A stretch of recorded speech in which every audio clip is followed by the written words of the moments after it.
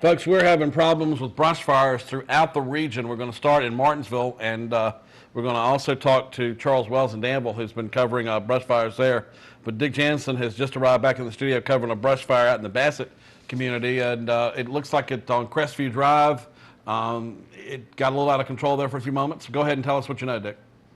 That's about correct. This was on Crestview Drive. Happened a short while ago. When the call initially came in, it was brush fire out of control, requesting additional units. And then upon arriving on the scene, they had actually got it under control. I can see most of the units were gone. It was almost to the point where they were just kind of giving it a little bit of extra wetness just to make sure there's no reignition of any flames. Yeah, it looks like they're doing a good job of getting that under control, but it really looked like it charred the land there.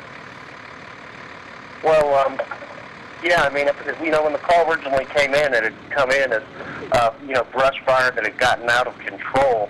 Now, there were, I believe, to be multiple units there responding at first, and they were able to quickly put the fire out.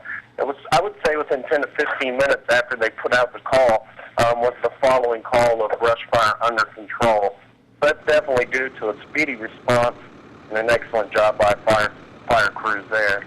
Right, okay. I think it's unique that the Bassett Fire Department, along with other fire departments, have these pickup trucks that they bring out just for brush fires. I mean, I think it's unique that they have these special trucks for these. They get in close to them and get them out quickly. So I think it's pretty unique how that works.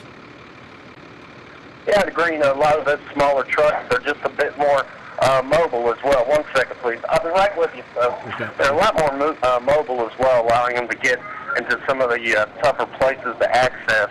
And as you noticed there, it was down like a long driveway leading to a field.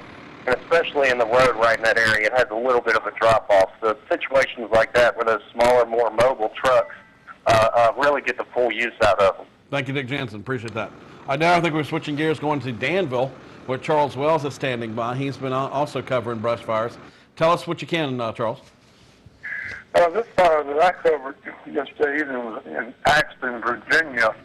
The Brownsville Volunteer Fire Department got a call about 4 o'clock p.m.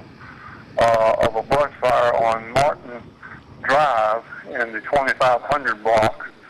And this is a old salvage yard. A lot of vehicles, school buses, and tall weeds and grass and just overgrowth and trees. And I went to the scene, but I was limited to what I could actually see from that area because they were only allowing firemen, with apparatus to go to as far as to one point there on that road. Well, I'll tell you what, you don't have to go very far to see the smoke. I mean, how many acres are we talking about? 30?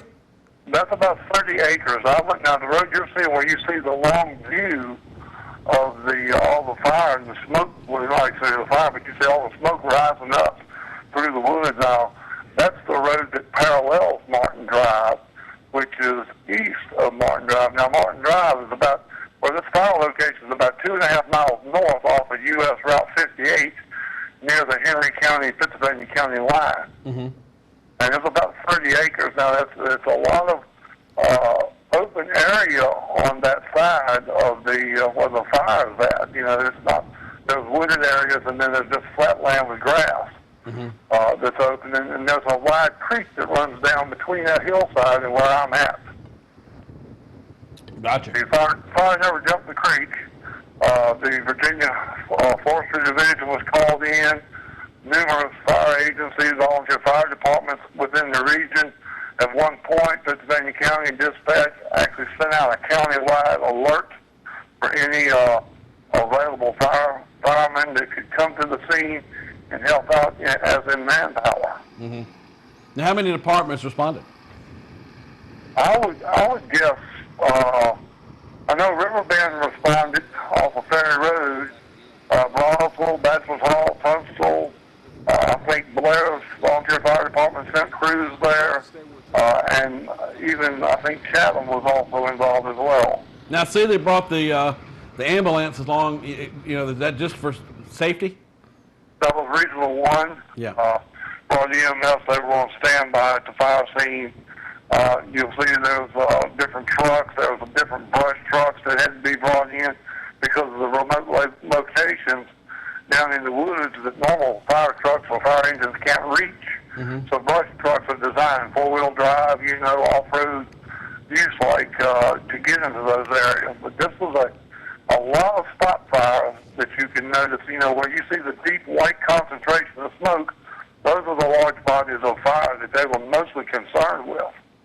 Yeah, this is a pretty major brush fire for our communities, and so and I think it's fair to almost call it a forest fire because it's not in a U.S. forest, so I don't think that's why they don't classify it a forest fire. I got you. But still, can you remember a brush fire that went for a 30 square mile area? I mean a 30 mile area, 30 acres area. I'm sorry.